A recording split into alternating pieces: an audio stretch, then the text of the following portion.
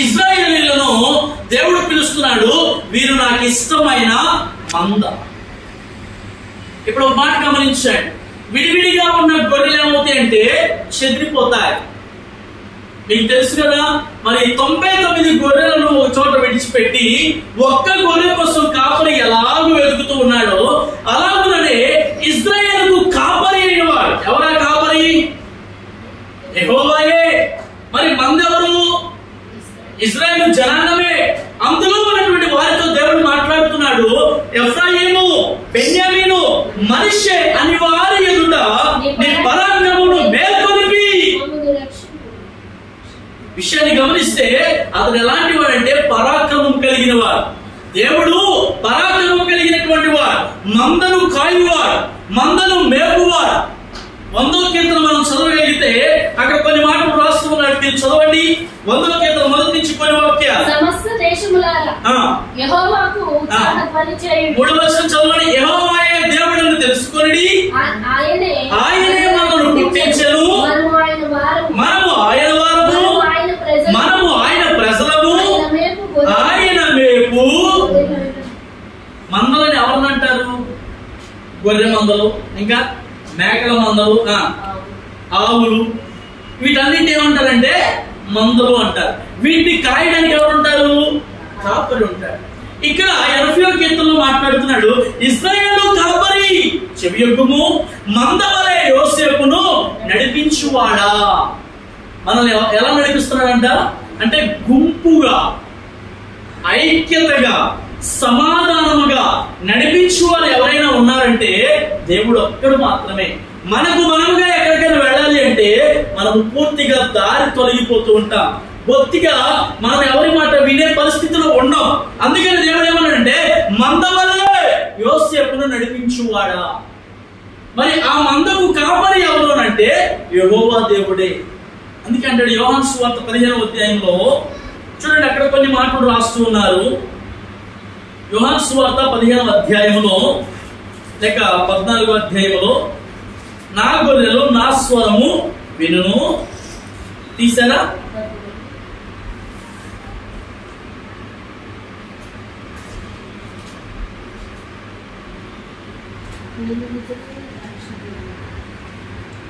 తర్వాత చూద్దాం.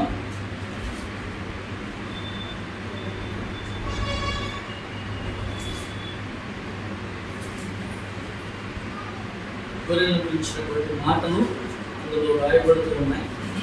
నోటిలో ద్వారమున ప్రవేశింపక వేరొక మార్గమున ఎవడను దొంగయు దోచుకొని వాడనే ఉన్నాడు. చూడండి 10వ అధ్యాయంలో 27వ వచనం. 10వ అధ్యాయము 27వ వచనం. నా గొర్రెలు నా స్వరము వినును, నేను వాటిని ఎరుగుదును, అవి నన్ను వెంబడించును, నేను వాటికి నిత్య జీవమునిచ్చుచున్నాను గనుక అవి ఎన్నటికీ నశింపవు, ఎవడను వాటిని వారి చేతుల నుండి అపహరింపడు. వాటిని నాకిచ్చిన నా తండ్రి అందరికంటే గొప్పవాడు కనుక నా తండ్రి చేతుల నుండి ఎవడను వాటిని అపహరింపలేదు.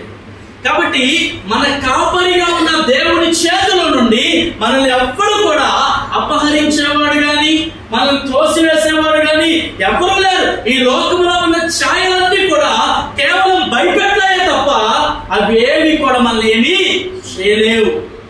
అందుకే క్లియర్ రాస్తున్నాడు 27వ వచనంలో. మీరు 25 నుంచి కూడా మీరు చదవగలిగితే, మీతో చెప్పింది కానీ మీరు నమ్మరు, నేను నా తండ్రి గారి ముందు సమస్తము చేయించున్నా సాక్షించుచున్నది. అయితే మీరు నా గొర్రెలో చేరిన వారు కాదు కనుక. మీకు అర్థమవుతుందా?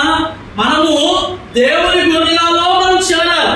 వేరొక గుంపులో చేరామనుకో నానా రకాలైనటువంటి విషయాలన్నీ మనకు ఎక్కుతాయి. ఇంకా బాగా అర్థం అవ్వాలంటే, ఇప్పుడున్నటువంటి క్రైస్తవ సమాజంలో ఎన్ని డినామినేషన్లు ఉన్నాయి చెప్పాలి? చాలా డినామినేషన్లు ఉన్నాయి. ఏది సత్యమైనదో, ఏది అసత్యమైనదో, ఏది నిజమైన బోధో, ఏది అసత్యమైనటువంటి ప్రచారాలు ఏవి కూడా అర్థం లేని పరిస్థితిలో ఉన్నాయి. కొంతమంది బాప్తిస్మాన్ని నమ్ముతారు, కొంతమంది క్రీస్తుని నమ్ముతారు, కొంతమంది యెహోవాను నమ్ముతారు, కొంతమంది పరిశుద్ధాత్మను నమ్ముతారు.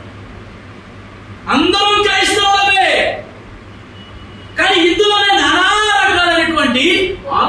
కలిగినటువంటి వారు. ఒక విషయం గమనించగలిగితే, నా గొర్రెలు నా స్వరము వినును.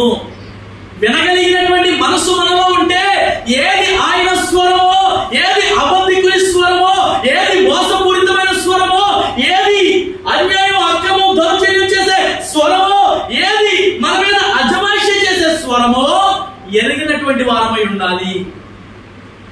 మీరు ఎందుకు నన్ను నమ్మరు అని అంటే ఏమన్నాడు వచనంలో, నా నామమందు చేయించిన క్రియలు నన్ను గురించి సాక్ష్యం ఇచ్చుచున్నవి, అయితే మీరు నా గొర్రెలలో చేరిన వారు. యేసుక్రీస్తు చేస్తున్న క్రియలే ఆయనకు సాక్ష్యం ఇస్తున్నాయంట. ఓ ఇశ్రాయేలు కాపరి, మంద వలె యోసేపును నడిపించువాడా, ఆ మందలో మనమున్నామో లేదో చూసుకో. పరమగీతంలో అంటున్నాడు, నీ మందను నీ ఎచ్చట మేపుదువు. మంద అనేటువంటిది ఎక్కడ మేపబడాలి? మంచిగా పచ్చిక కలిగినటువంటి చోట అవి మేపబడాలి. ఎండుగడ్డి దగ్గర లేకపోతే అడారిలోనో అవి మేతమేమో. మంచిగా ఆహారం దొరికే చోట, పచ్చిక గల చోట, అలాగే నీళ్లు అందే చోట ఆ గొర్రెలను లేక మందలు మేపుతారు కదా. వీళ్ళు ఎందుకు నమ్మలేకపోతున్నారంటే ఆయన క్రియలను వారు నమ్మడం లేదు. మీరు నా క్రియలను నమ్మడం లేదు కాబట్టి మీరు నన్ను కూడా నమ్మట్లేదు. కాబట్టి మొదట యేసుక్రీస్తు చేస్తున్నటువంటి ప్రతి కార్యమును కూడా మనం పూర్తి విశ్వాసముతో నమ్మాలి. ఒకవేళ మనం నమ్మలేకపోతే, ఒకవేళ మనం ఆ స్వరం వినలేకపోతే, అంత్య దినాలలో మరి బుద్ధి గల కన్యకల దగ్గర దేవుడు ఏం మాట్లాడుతున్నాడు చూడండి. ఆ యొక్క వచనాలు మనం చదవగలిగితే, బుద్ధి గల కన్యకలు, బుద్ధి లేని కన్యకలు. అక్కడ అంటాడు, నేను నా యొక్క ఆవిని పిలిచినప్పుడు ఎవరు మెలకువగా ఉండి నా స్వరము వినో వారిని నేను ఎక్కడ తీసుకెళ్తానంట, పరలోక రాజ్యాన్ని. వారి కోసం తలుపులు తెరవబడతాయి. ఎందుకంటే వారు సిద్ధపడి ఉన్న కన్యకులు కాబట్టి, వారు నా కోసం ఎదురు చూస్తున్న వారు కాబట్టి. అదే ఆలస్యం చేసేవాళ్ళు, అదే తడుపుకునేవాళ్ళు, అదే నూనె కోసం ఇంకా ఎత్తుకులాట్లో ఉన్నవాళ్ళు, ఇంకా దేవుడని అన్వేషణ వెతుకులాట్లో చాలా మంది ఉన్నారు. కోట్ల మంది జనాభాలో ఇంకా దేవుడి మీద విశ్వాసం లేని వారు, నమ్మకం లేని వారు ఇంకా వెతుకుతూనే ఉన్నారు. ఇంకెంతకాలం వెతుకుతావు? ఈ మంద కాకపోతే ఆ మంద, ఆ మంద కాకపోతే ఇంకో మంద, ఇంకో మంద కాకపోతే ఇంకో మంద. నువ్వు ఏ మందులోకి వెళ్ళినా నిజమైన దేవుడిని నమ్మనంత కాలం నీ జీవితం అంతా కాకి బ్రతుకే. కాకి ఏం చేస్తుంది? ఇక్కడ గంతు, అక్కడ గంతు, అక్కడ గంతు, అలా గంతు వేసుకుంటూ వెళ్తుంది కానీ అది పావురం వలె నడిచేది కాదు. దేవుడికి స్తోత్రం కలుగునుగా. క్రైస్తవుడు అందుకని దేవుడు ఏమని పోలుస్తున్నాడు? మీరు పావురం వలె నిష్ఠంకులై ఉంటుంది. పావురం ఎప్పుడు నడిచేది, అది గెంతుకుంటే లేదు కాదు. గెంతేది కాకి లక్షణం, నడిచేది లక్షణం. కాబట్టి మనం ఏ మందలో ఉన్నామో, ఏ గుంపులో ఉన్నామో ఒకంత మనం ఆలోచన చేయగలగాలి. నా గొర్రెలు అయితే నా స్వరము వింటాయి. వచ్చిన చదువుతాం చూడండి. నేను వాటికి నిత్య జీవం ఇచ్చుచున్నాను కనుక అవి అన్నిటికీ నశింపవు, ఎవడు వాటిని నా చేతిలో నుండి అపహరింపలేడు. ఈ ఒక్క మాట చాలు. మనము ఆయన మందలో ఉంటే, మనము ఆయన గుంపులో ఉంటే మనల్ని ఎవరు కూడా అపహరించేవాడు లేడు. అపహరించేవాడు ఎవరు? వాడి పనే అది. హబక్కూకు గ్రంథంలో రాస్తాడు, వాడు మనుషులందరి మీద వలలు వేసి గుంచి లాగి తన అంపల పొదులో లేకపోతే తన పుట్టలో వేసుకుని వాడు సంతోషించు గంతులు వేస్తున్నాడు. ఏం చేస్తున్నాడు? వలలు వేసి మనుషులను పట్టి లాగి గుంచి.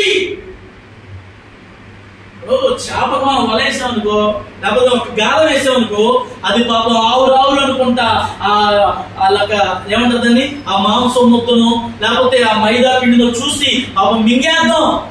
దానికి కూడా నాకులాగా ఆశ ఎక్కువ, ఒక్కసారి మింగేద్దాం అనుకుంటుంది. కానీ ఆ ముద్ద కింద ఏముంటది?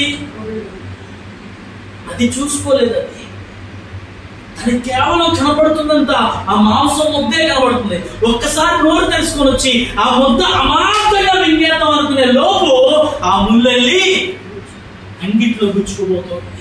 సాతానుడు కూడా అంతే. లోకములో ఉన్నవన్నింటినీ చూపిస్తూ ఉంటాడు.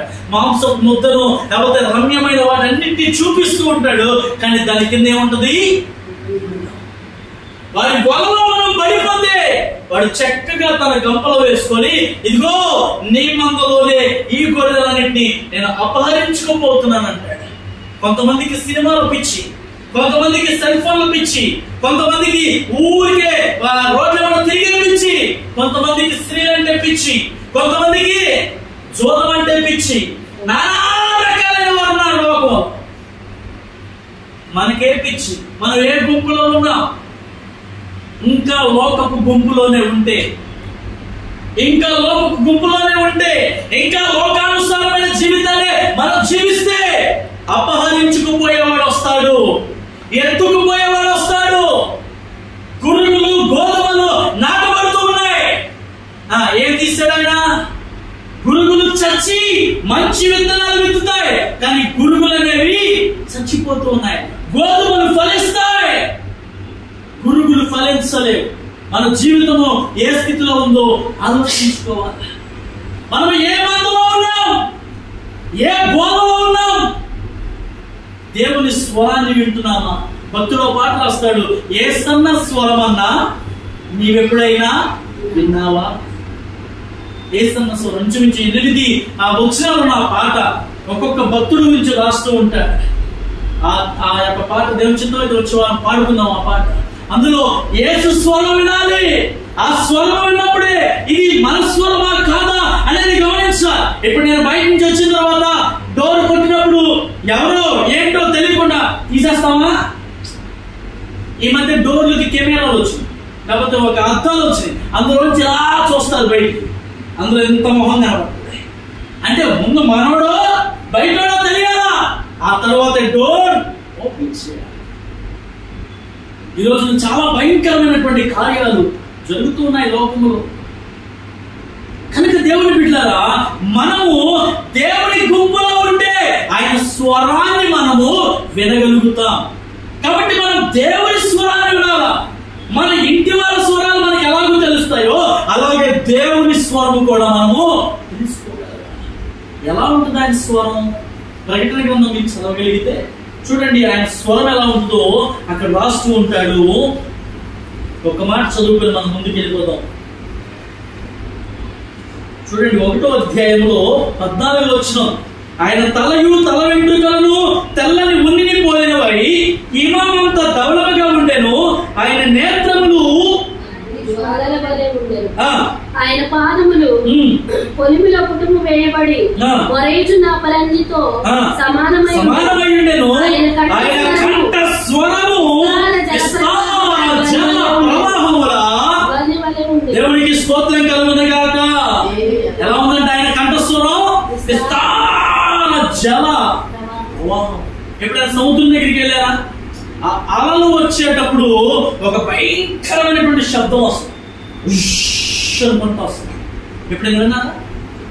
మీరు బీచ్కి వెళ్ళలేదు, సముద్రానికి వెళ్ళలేదు అంటారా? సరే, ఎప్పుడైనా వెళ్ళినప్పుడు ఆ శబ్దం వినాలి. విస్తారమైన జల ప్రవాహముల ధ్వని ఎలా ఉంటుందో ఆయన కంఠస్వరము. అంటే దేవుని యొక్క స్వరము అతి మధురం. కనుక చాలా మంది ఆయన స్వరాలతో పిలుస్తున్నాడు. నీవు నిజముగా దేవుని గొర్రెవైతే ఆయన స్వరాన్ని వింటావు. కనుక మనము ఏ గుంపులో ఉండాలంటే దేవుని గుంపులో ఉండాలి. లోకపు గుంపులో మనం ఉండకూడదు, అపహాసకుల గుంపులో మనం ఉండకూడదు, దుష్టుల గుంపులో మనం ఉండకూడదు, హేళన చేసేవారి గుంపులో చెప్పాలి మనం ఉండకూడదు. తెలుసుగా మీకు ఏ గుంపులో?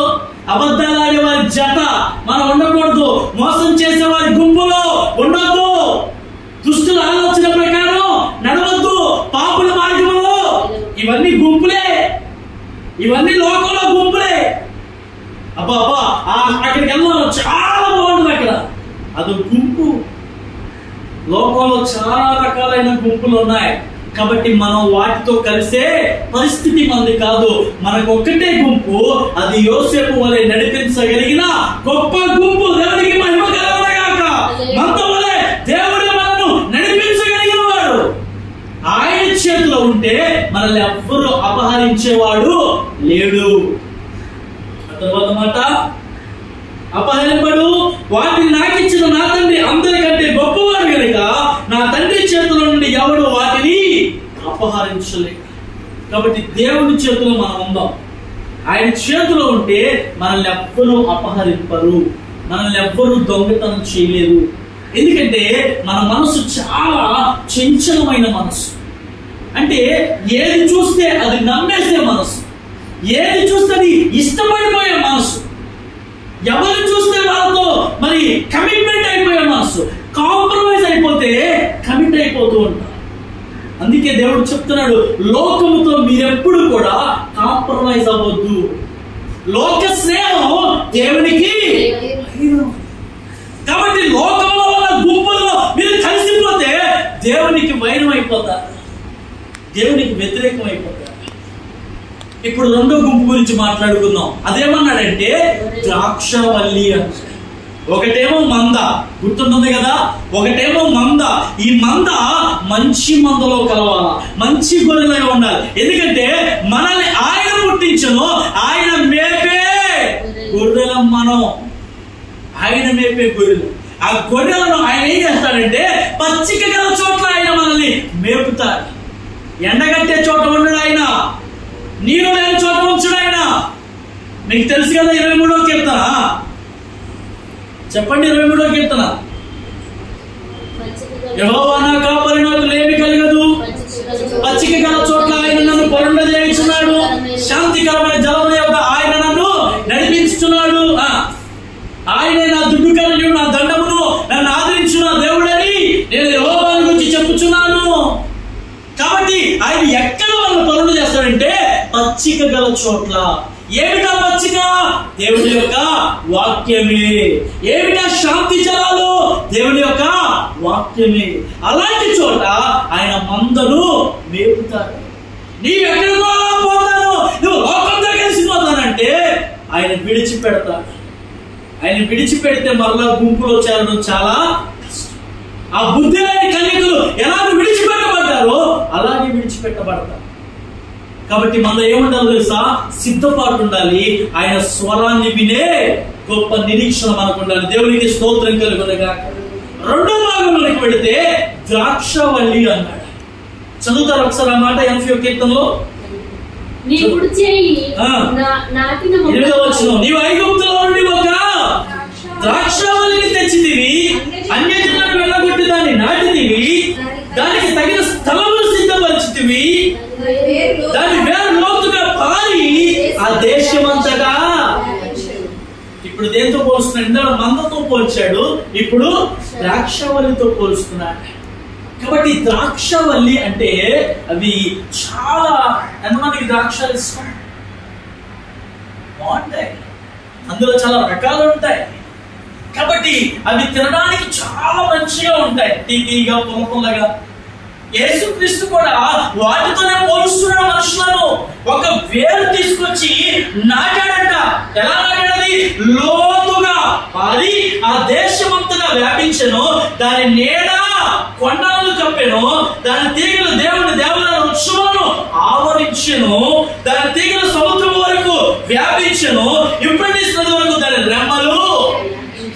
ఇదంతా మనుషుల గురించి చెప్పిన మాటలే. నీవు నేను దేవునికి ఒక మంచి ద్రాక్ష తీగలు. అందుకే మత్తయి సువార్తలు అంటారు, ఫలింపని ప్రతి తీగ నరకబడి. మీకు అర్థమవుతుందా? ఫలింపని ప్రతి తీగ. ఫలించేదాని గురించి ఏం చెప్పాడా? ఫలించేదాని గురించి ఆయన ఏం చెప్పాలా? ఫలింపని ప్రతి తీగ నరకబడి. నరకబడితో ఒకటే సరిపోలా, ఇంకెక్కడేస్తాడంట? అగ్నిలో వేస్తారు. కాబట్టి ద్రాక్షవల్లి అని తీగలుగా ఉన్నటువంటి మన జీవితాలు ఎప్పుడు కూడా ఫలించేవిగా ఉండాలి. ఒకసారి చదువుదాం చూడండి. ఎందుకు దేవుడు ఫలించే ద్రాక్ష తీగలుగా ఉండాలని అంటున్నాడో ఒకసారి మీరు చదవగలిగితే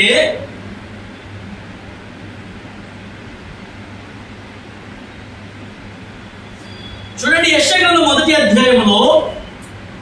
గ్రంథం మొదటి అధ్యాయంలో 5వ వచనం చదువుకొచ్చేద్దాం.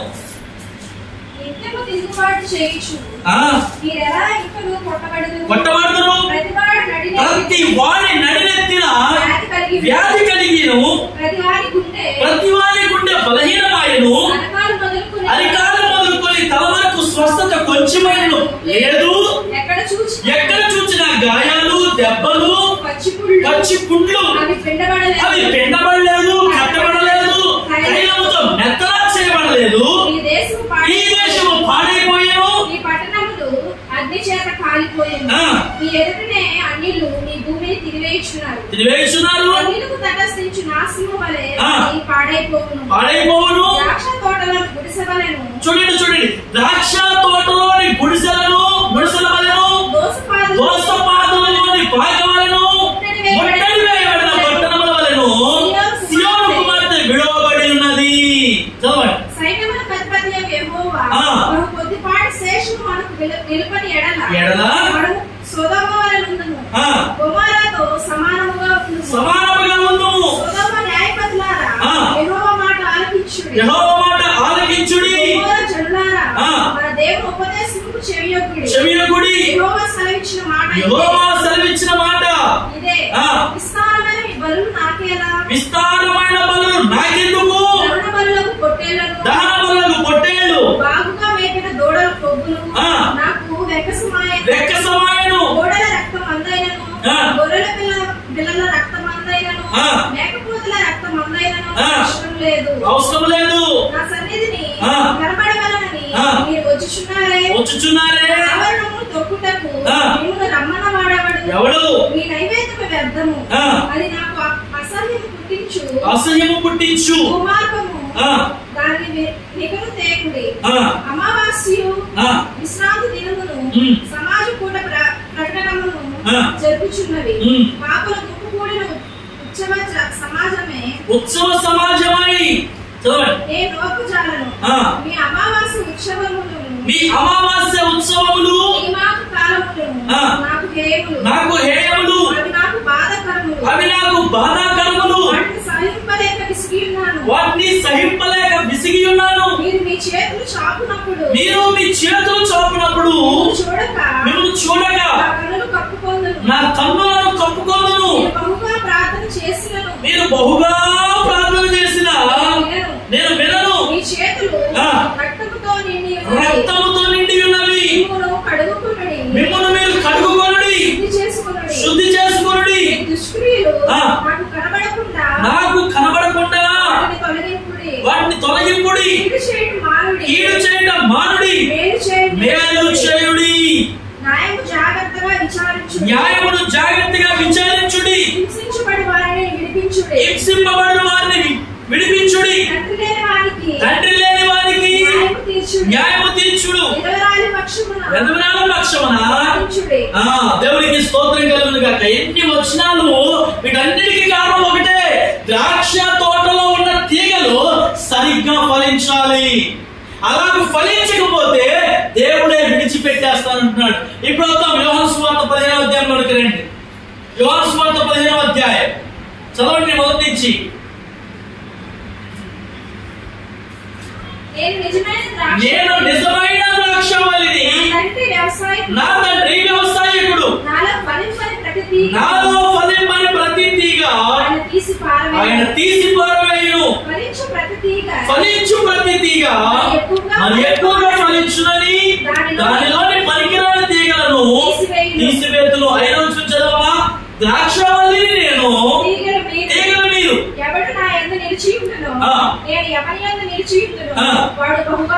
బహుగా ఫలించును, నాకు వేరుగా ఉండి. అర్థమవుతుందా?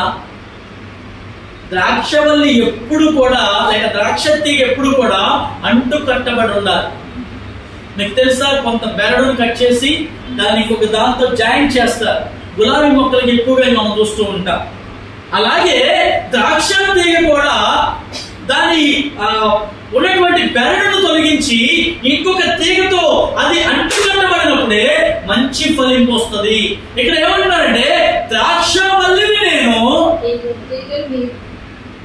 కాబట్టి మీకు తెలుసు, ఏదైనా దోసకాయ పాదు కానీ, లేకపోతే ఏదైనా కాకరకాయ పాదులు కానీ, లేకపోతే ఏదైనా చిక్కుడుకాయ పాదులు కానీ ఇవేమవుతాయి?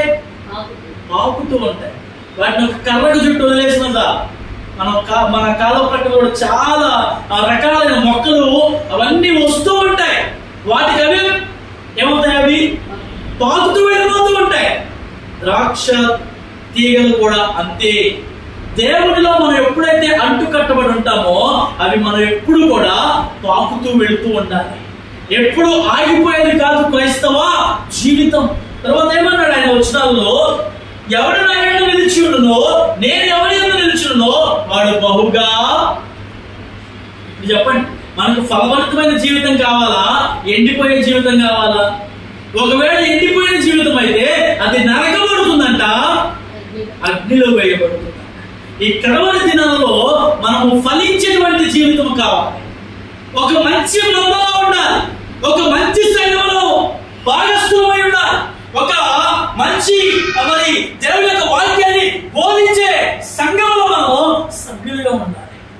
ఇహలోకములో ఉన్నటువంటి ఏ విధమైనటువంటి వైడూర్యాల కోసం మనం ఆరాటపడితే వాటి వల్ల ఏ ప్రయోజనం?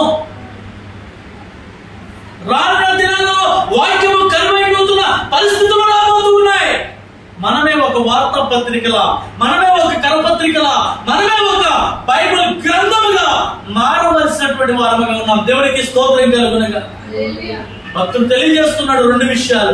ఒకటి, మంచి మందలో మనం ఉండాలి. రెండు, ద్రాక్షవల్లి వలె మనము. యేసుక్రీస్తుకు ఆకలైనప్పుడు ఎక్కడికి వెళ్ళాడు ఆయన? అంజూరపు చెట్టు దగ్గరికి వెళ్ళాడు. ఆ చెట్టు అంతా చూశాడంట. ఏమో దొరికినాయా?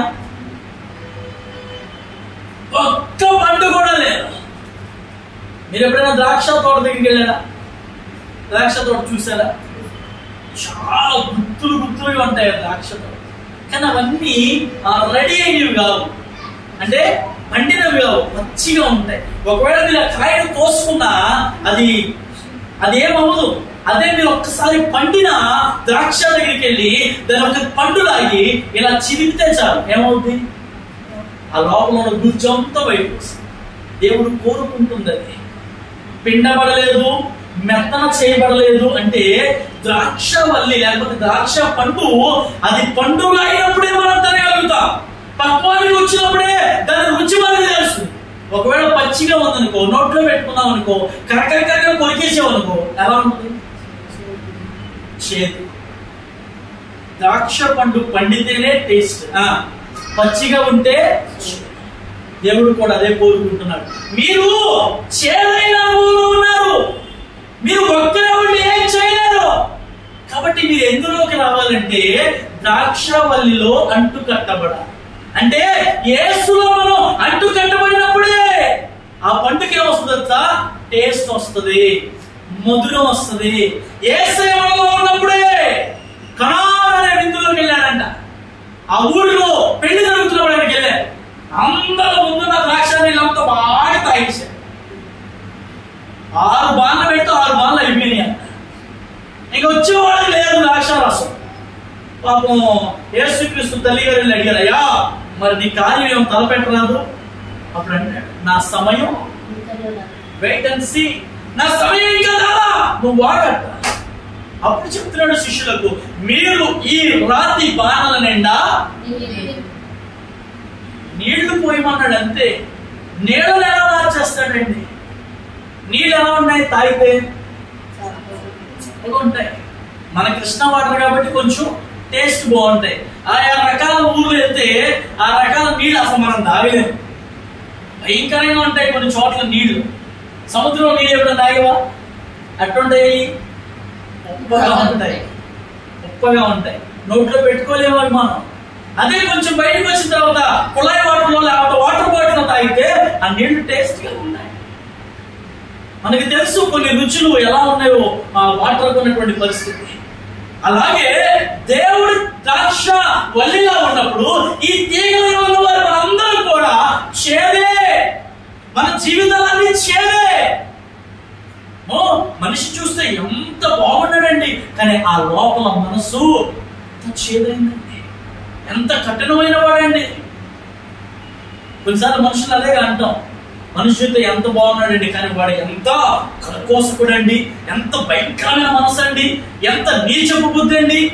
ఈ రోజుల్లో చాలా మంది ఉపాధ్యాయులే కేచక ఉపాధ్యాయుడు అంటారు, నానా రకాలైన పేర్లు. మళ్ళీ వాడు చెప్పేదంతా చదువు, మరి ఆ చదువంతా సంస్కారం అంతా ఏమైపోతుందో అర్థం కావట్లా. అందుకే ఒక లోక సామెత, మేడి పండు చూడు చెప్పాలి, మేడి పండు చూడు మేలిమయుడు. ఊరికే రాయల సామెతలో ఇంకొద్దులే, ఊరికే రాయల సామెతలో పొట్ట విప్పి చూస్తే అంత పురుగుల భయమే. కాబట్టి మనుషులు బయటికి ఎంత పొందాగా కనిపించినా వాళ్ళ మనస్సులు లోపల సైలనేవి అవి చేదు. మీరు ఎప్పుడైనా బాగా ఆకు నలుపుకొని తినేశారు ఎట్లుంటది? ఏ ఆకు పట్టుకున్నా చేదే. అది తమలపాకైనా ఏ ఆకైనా తీగా ఉంది ఆకు ఏమన్నారు మీరు ఎప్పుడన్నా? మరి మేకల కోట్లు ఎట్ట వేసేస్తున్నాయండి? అది చేదే.